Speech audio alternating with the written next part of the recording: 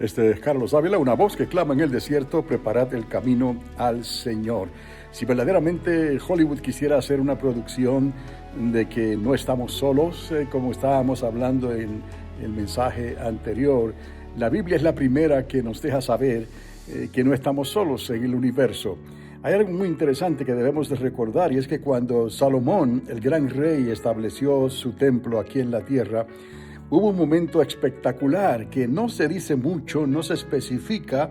tanto como en lo que le voy a decir más adelante. Quédate hasta el final del video, dale un like y sígueme para que puedas recibir el resto de la información más adelante cuando hablemos sobre estos temas. Solo de Salomón fue el principio, pero conocemos la historia de lo que pasó cuando Dios tuvo que quitar lo que había enviado al templo de Salomón. Esto es algo extraordinario, porque lo que llegó al templo de Salomón no venía de aquí de la tierra, no venía del primer cielo ni del segundo cielo, si acaso vendría desde el tercero o cuarto cielo allá en el universo. Y luego nos explica entonces la misma escritura qué fue lo que ocurrió cuando Dios tuvo que quitar eso que había traído en los días del rey Salomón. Pero primero recordemos lo que pasó en los días de Salomón, cómo Dios en un momento dado trajo algo del cielo que no se podía explicar. Era como un fuego refulgente que llenó el lugar, y desde ahí en adelante la gloria de Dios se reposó sobre el templo de Salomón, hasta que llegó el tiempo en que Israel desobedeció a Dios, cuando el reino se dividió, y Dios entonces tuvo que hacer algo extraordinario. Y solamente en el capítulo 1, 2 y 3, pudiéramos decir, del libro de Ezequiel, podemos ver estos comienzos otra vez, cuando Dios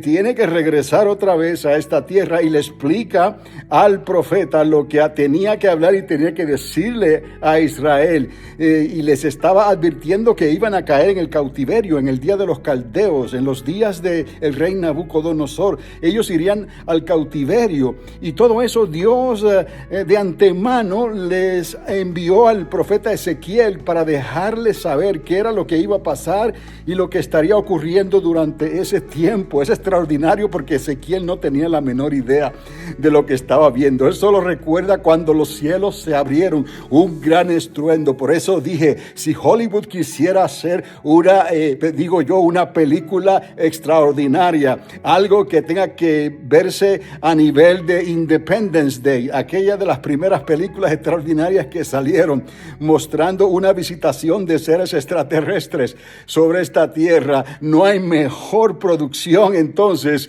que los primeros 3 capítulos del libro de Ezequiel, especialmente en el capítulo 1, donde hay detalles de lo que ocurrió y cómo ocurrió. Esto es extraordinario, porque verdaderamente hubo una visitación de extraterrestres, pero eran seres angelicales que Dios envió con maquinaria espacial, con sus propias naves espaciales. Y en el primer capítulo de Ezequiel se nos da la información de cómo eran esas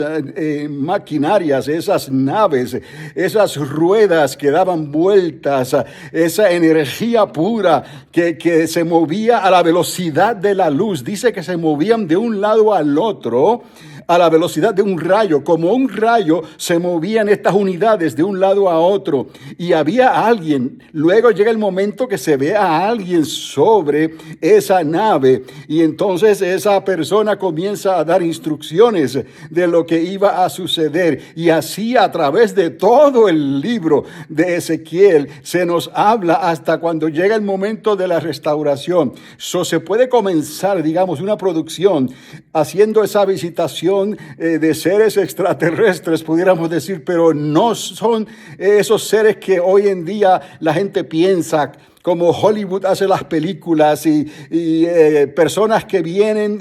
que son muy diferentes a los seres humanos, que aparecen y secuestran a personas humanas para hacer experimentos con ellos, lejos de la verdad. Estamos hablando del mismo Creador, estamos hablando de aquel que nos hizo a su imagen y a su semejanza, pero Él tiene querubines, Él tiene serafines, Él tiene una jerarquía angelical, seres que tienen una gloria diferente diferente a la gloria que nosotros conocemos, pero son de pura energía, son luz, es la luz de Dios obrando sobre una maquinaria espacial que les ayuda para hacer lo que son enviados a hacer y para viajar por esas distancias extraordinarias que ni aún a la velocidad de la luz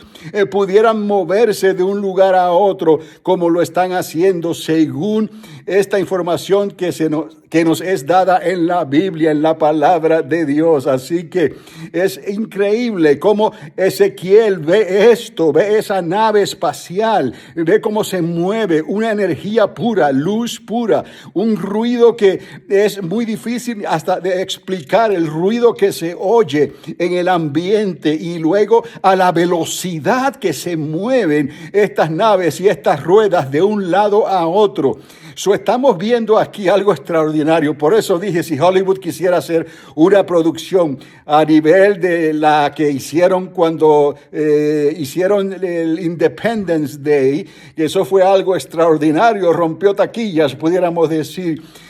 Hollywood pudiera ir al capítulo 1, capítulo 2 del libro de Ezequiel y sacar de ahí algo extraordinario que venga del cielo, pero déle el crédito a Dios. Al Dios de Abraham, al Dios de Isaac y al Dios de Jacob, porque esto tiene que ver con Israel, tiene que ver con lo que ocurrió en el templo de Salomón la primera vez, que se dice poco, pero ahora cuando eso va a ser quitado en los días de Ezequiel, ahora la historia es diferente porque Dios verdaderamente manda un equipo para dejarle saber a Ezequiel cómo lo iba a hacer y lo que iba a suceder, hasta que llegan a un punto definido, y ahí sería el sequel, pudieran decir en inglés, no sé si es un sequel,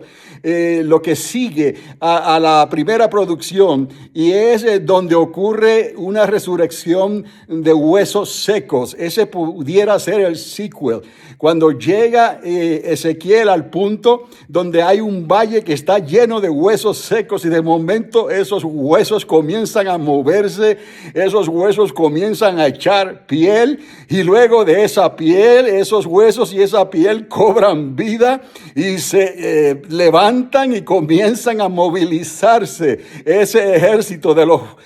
huesos en el valle que Dios escogió para mostrar esta profecía y se la mostró a Ezequiel. Esto es algo extraordinario. Ahí pudiera ser la parte que le sigue a esta producción, cuando esos huesos secos resucitan, porque hubo otra profecía donde otro profeta, Isaías, habla de que iba a levantarse una nación, iba a nacer una nación en un día. Hablando de la nación de Israel y los huesos secos hablando de la nación de Israel. Y efectivamente ocurrió así. ¿Qué clase,